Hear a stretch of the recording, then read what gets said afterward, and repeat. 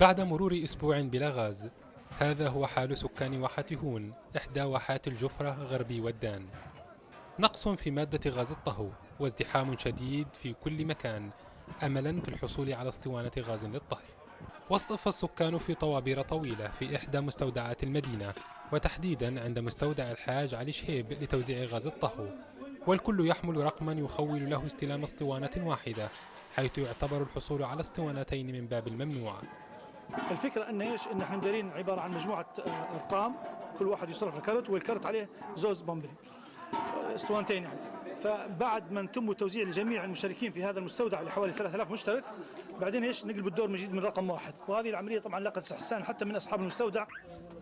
وتسير عملية التوزيع لجنة من المتطوعين، الغرض منها التنظيم وتأمين حصول الأهالي على الغاز القادم من مستودعات شركة البريغا بمدينة مصراتة، والتي توفر 10 طلبات من غاز الطهو شهريا لمدينة هون. في شوي ازدحام لان كان علينا اسبوع ما عندناش الغاز. طبعا هنا العمليه التنظيميه اللي هي الكروت، درنا كروت طبعا، وكل يوم يعني لما تجي السياره من مسارات النقله نحدوا كم العدد في الاذاعه ونوزعه. ورغم محاولات تنظيم عملية التوزيع، إلا أن الأزمة لا تزال مستمرة، وتزيد من معاناة واحة هون التي تتوسط البلاد، والتي لطالما كانت مركزا لتجارة منتجات النخيل.